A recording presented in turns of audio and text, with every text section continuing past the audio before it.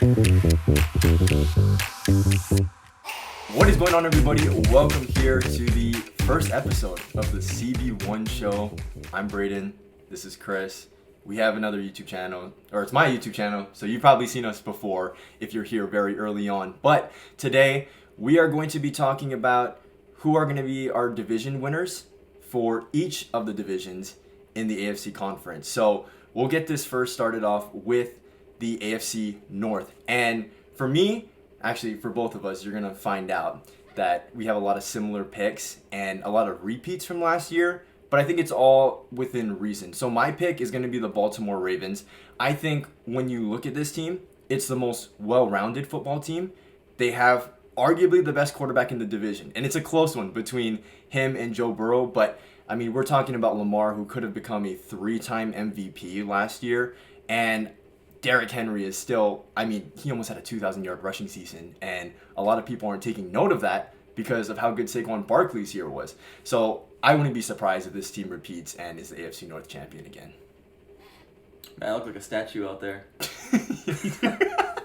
I don't think there's much deliberation to be had here. I mean, the duo between Lamar Jackson and Derrick Henry, they pretty much almost put up 3,000 yards, combined for 20 touchdowns. Will it be hard to replicate that kind of season? I think so. Yeah. But it's hard to fall off steeply in a way that would tank the whole team. And I don't think that the division at all has much competition of that high level. Maybe the Steelers can be, in the middle of the pack again. I don't see the Bengals being a put-together team. I think they have an explosive offense. I just don't see the Browns being good. No. Or even... It doesn't matter who I couldn't even see them being bad. Mm-hmm. I think they're going to be like number one pick contenders. I don't think we need to talk too much more about, the rest of the division. The Ravens, I think, are just going to run away with this one. Mm-hmm. Yeah. I think the biggest thing with the Ravens, too, and the reason why I still believe in them is because Todd Monken's still the offensive coordinator. I think, that time that they had Greg Roman, it was like, is the offense going to keep up its production? And I think the offense wasn't the reason why they got eliminated in last year's playoffs. I mean, this is a good team. It's a more well-run, more efficient offense now with Todd Monken as the offensive coordinator. So I think that they're only going to keep trending upwards. They have a lot of young talent that I think everyone should be excited about, at least if you're a Ravens fan. So I'm going to go with that. I will say, though, my one team that I think can legitimately compete for the division is the Cincinnati Bengals. And I know that might sound crazy. And again, to clarify, this is not my pick. The Ravens are my pick to win the division. But I think you can never count out Joe Burrow, right? And I know we saw the defense just completely unravel this past season. I know Lou Anarumo is no longer the defensive coordinator, which I think was a mistake because I don't think it was his fault. I think it was more of the talent that was deficient. But it's hard for me to ever rule out Joe Burrow. I mean, he's just so good. And, I mean, they went toe-to-toe with the Ravens twice last year and fell short. It was a failed 2-point conversion and a couple of missed kicks in overtime, right? So I think this team is talented enough to win. The defense just needs to be a hair better. If Trey Hendrickson returns, if Shamar Stewart can be an ounce of, a first-round talent and get like 8 sacks, it's an improvement, right? So we'll see. But I think Bengals are the only other team in this division that could legitimately compete for that title. They're in contention, but I don't think that they're going to win it. So Ravens. We're going to move now to the AFC South. And this one, man, I mean, it is still the worst division in football, and I don't think that statement is debatable. I have the Texans winning this division. I have them winning it at 9-8. And the biggest thing for me is this offensive line. I mean, for one, Bobby Slowick was pretty bad as an offensive coordinator last year. So they have a new coordinator in place. And I think that was a huge addition. And I think the offensive line, like, again, you trade away Lermy Tunsil, and I understand he wasn't as good as he was last year, but he was still your best offensive lineman. And now there's just going to be this constant reshuffling of really, truthfully, is mediocre talent at the offensive line spot. And that was the biggest need heading into this offseason. I don't think that they did a great job of addressing it. You bring in a guy like Cam Robinson, who really is a downgrade from a Lermy Tunsil. And aside from that, you didn't do much to say, like, hey, CJ, we got your back. We're going to protect you up front now. You're just banking on a lot of the guys that you drafted that are just big question marks. So if those guys can step up, it's going to be no doubt in my mind that this team is going to win the division. But I'm a little nervous, and I think they're going to just scrape by. And I don't think they'll be Super Bowl contenders, but this will be the team that I have choosing to win the AFC South.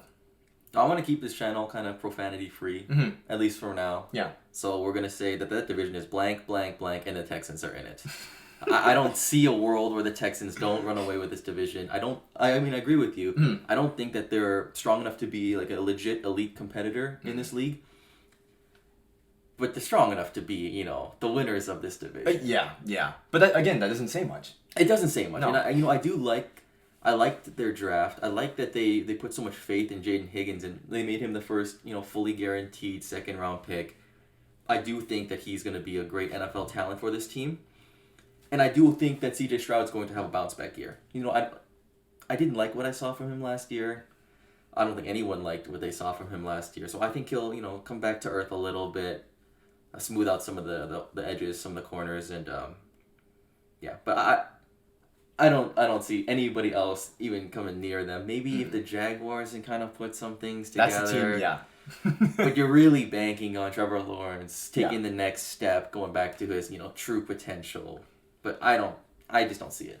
So the Titans, I don't see a Jaden Daniels kind of emergence out of Cam Ward. No, and I think it's better if they're bad this year too. Oh yes, they are far from being a competitive team. I mean, there is a quarterback battle currently going on in Indianapolis, and whoever wins, I don't think is taking this team over the top. And that's why I'm in alignment with you. I do think that the Jaguars would be the closest team, if any.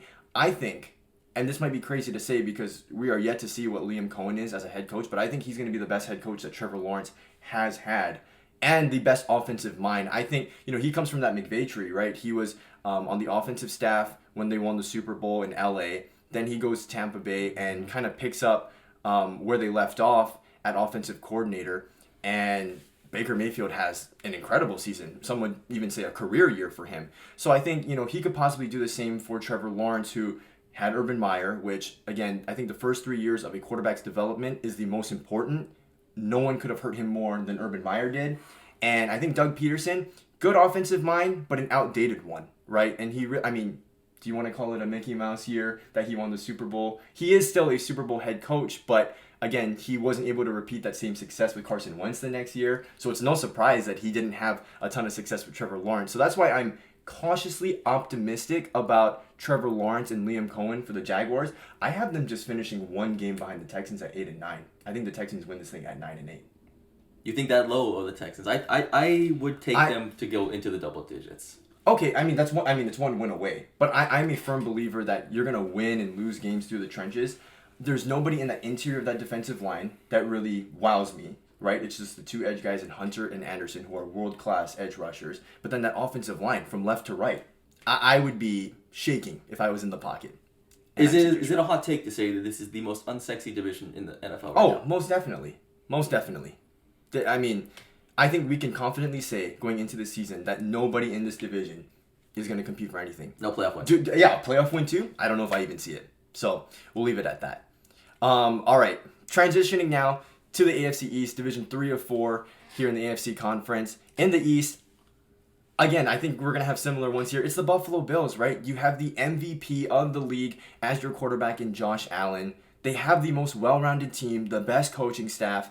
I don't think there's much more to say. They're proven. They are they are a few plays away every year from being in the Super Bowl and potentially being champions. I don't think it's crazy to say that Buffalo at this point could have had 2 or 3 Super Bowls if everything goes their way. Just those 2 or 3 plays in the division or the conference championship go right. I don't see any legitimate threat at this moment to the Buffalo Bills, so I have them winning again. I agree. This might also be one of the most clear-cut divisions out there right now. The Jets, what are they? We don't really know what they are. We don't know. Do you think Justin Fields will take them to beating the Bills in the division? I don't see it at all. Mm-hmm. The Patriots are nice. They're rebuilding. I believe in Drake May. I really do. I just think they're a few years out from competing. There's too many holes in the roster after they've torn it down.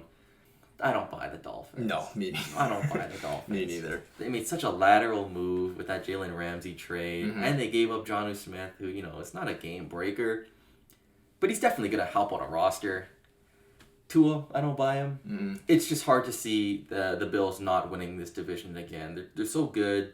They're right in their prime right now, and they have to capitalize on this. Yeah, I agree. And I think, do we want to, because Buffalo has been so bad, prior to Josh Allen. Like, it is heartbreaking time and again to see them fall short, because I think a lot of people are rooting for them. I mean, even I'm rooting for the Buffalo Bills, because at a certain point it's like, man, every fan wants to see their team be constructed and go on the trajectory that the Bills have been on, and just to see them come up short time after time and again, and they really don't have any players on their team where I'm like, I don't really like that guy. And for that reason, I'm not rooting for this team. But I think that this team, like you said, is the clear-cut winner for the division and is a legit Super Bowl contender.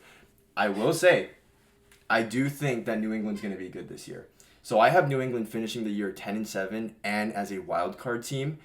I think this team is going to be well coached. I love Mike Vrabel. I don't know why they ever got rid of him in Tennessee. I think that was ultimately the downfall of that organization and why they have the number one pick. And I think you bring in a guy like Stephon Diggs, who might not be in his prime anymore, but that's going to be a huge help for Drake May and his development. I think Drake May showed a lot of flashes behind the worst offensive line in the league last year and really little to no weapons. I mean, you drafted Jalen Polk. What did he do? Nothing. I mean, he literally did nothing. Javon Baker did nothing. So I think when you bring in... Yeah. So I think if you bring in a guy like Stephon Diggs, like, it's going to do numbers, like, literally, for a guy like Drake May, who I think... I mean, you said you believe in him. I believe in him as well. I think he's got all the talent in the world to succeed, and I think he's got a competent coaching staff now in place for them to go out and win. So I like a lot of the moves that they did. They brought in Milton Williams, right? They bring in Harold Landry. Like, there's a lot to like with what they did. Nothing flashy, but the team got better, and because they have a quarterback, I believe in them. So. I don't know if I would go that far to having them do that well this year. I think they're at least 1 year out of making the playoffs. And that's fair. That's fair. I had an interesting discussion with Jonathan Chen yesterday, and he said that they will be your AFC champions this year. Well, again, he's a Patriots fan. And losing in the Super Bowl, so. He's a Patriots fan. I'm not sure about that. I do like Drake May. I do like what they've been doing with their roster. I think Will Campbell was the absolute correct pick at 4. Absolutely. I mean, okay, we're talking about the worst offensive line in football. Like, there were some bad ones. Tennessee was terrible. We talked about Houston. And there's a number more. But, I mean, we had guys on that Patriots offensive line that were on other teams' practice squads. And they were starting on this team. Late-round draft picks that are getting plugged in. What are you supposed to do? You can't run the ball. You can't throw the ball. Your receivers can't catch. I'm telling you now, like, Drake May... I think he's going to have fun this year, and I think having fun is something that comes along with winning. Definitely. I do think that Mike Vrabel was the correct pick here. And I don't definitely. I don't know if this is what it was, like a bad move in Tennessee. Mm-hmm. I definitely think that he was a great coach in Tennessee. But sometimes coaches can lose rooms, and the Titans were really bad. Maybe they just wanted a new voice, a new face in there. Yeah. But that doesn't mean that Vrabel was not qualified. I really do like him. I think he's going to bring the best out of Drake May. I just don't see it this year. I think they'll show flashes and be okay. But I understand. I just think that, there's always those breakout years. Yeah. There's always those teams who come out of nowhere. And I don't really feel like this team's going to come out of nowhere because, of course, there's always going to be hype between a rookie quarterback who is highly drafted and clearly has the talent. That's just my team for me. I'm going to take a big swing at a team that I think is going to jump from top, 3 pick all the way up to a playoff spot. It's a big swing. If I miss, hey, it is what it is. But if I hit, I'm going to look like a genius. So... that's that. Moving on to the AFC West now. Again, similar to the Buffalo Bills. I mean, here, we'll talk about this one for a bit because I think this is the most competitive division I agree. In the AFC. But it's the Chiefs. And until somebody proves us otherwise, I'm not going to buy into anybody else. You have the same quarterback who is the best of the generation, arguably one of the best quarterbacks of all time. You have Andy Reid still as the offensive genius, and Steve Spagnuolo, you have to give him equally as much credit for what he's done in his tenure as the defensive coordinator for the Kansas City Chiefs.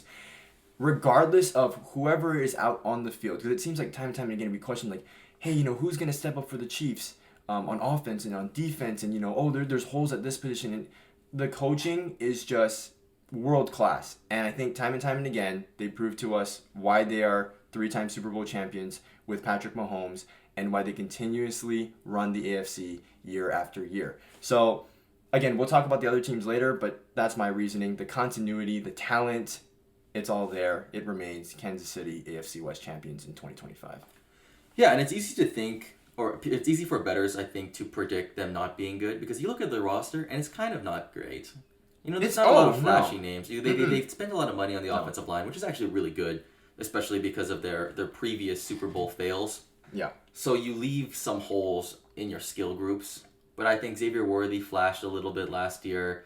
Rashee Rice, you know, obviously coming off that injury and probably a suspension. Yep. But he'll be back. You know, he'll be back. He was a big piece for them last year before he ended up getting hurt. And they just figure it out. You know, that's what I think makes Patrick Mahomes so good. Maybe he hasn't put up the best numbers lately, but he just figures it out. He gets it done. Yeah. He gets you in field goal range when you need him to. And yeah, I don't see the Chiefs going anywhere less than 13 wins. Wow. Which is, I know, very steep, but 15, they went 15 last year. They probably could have even went undefeated. It's kind of crazy to think about. Because, I mean, we're talking about, like, you look at the recent history of the Kansas City Chiefs. I think, like you said, a lot of people would probably say that this was one of the least talented rosters that they had, and they still made the Super Bowl. Like, that's crazy. But again, I think that's just a testament to how good Patrick Mahomes is and how good the rest of this coaching staff is. Like, they are very well last year. Yeah, they are. I mean, they are sharp. So, okay, let's talk about the rest of this division before we close out this video. My second place team in this division, and it is so close. I mean, it's literally down to a tiebreaker that determines this last wildcard spot. It's between the Raiders and the Broncos, both at 10-7 for me. Look, we talked about this off camera already. We both think that the Raiders are going to be a sneaky good team. Now, I don't know if you have them as a playoff team too, but I mean, I think they're barely scraping in, right? But I think this is a 10-win team. I believe in Pete Carroll. He has proven that he is a very good head coach, one that's capable of bringing you a world championship. And I think he's going to just bring that attitude that the Raiders really needed. Like, they're going to have a legit identity now. They have a real quarterback. And, like, I just think about all of the games in recent memory, like, even against the Chiefs. I mean, they were losing marginally to the Chiefs. I remember the Christmas game, right? It was Aiden O'Connell, that fumble that happened, and they lost by, 2 or 3 points. Like, this team is really not as far off as I think people think. Then you add in Geno Smith. Then you bring in Ashton Genty. You know, and this team's already got, I think, a good secondary. So I think there's a lot to like with them. And I think with the Broncos, right, good young defense. Bo Nix exceeded expectations, at least for me. Like, these two teams, I think, are going to make a name for themselves this year and kind of get people talking about them again. The one team that I think can be competitive, but I don't think will be, is the Chargers. Again, pivoting back to the beginning of this episode, we were talking about Greg Roman. That's the offensive coordinator now for the Chargers. I think it's just too one-dimensional. I don't think you're really allowing Justin Herbert to showcase all of his skills, because I think he's more of a guy where you want to drop him back 40 times a game and just have him sling it around, because he's got the arm strength to make every throw you could possibly imagine. I'm a little concerned because, again, like, I don't know if they have the playmakers still on that side of the ball. McConkey's great, but you need more than that, I think, to compete in a division like this. So I think my final verdict, all three of these teams can compete for the division. I think all three teams can be playoff contenders.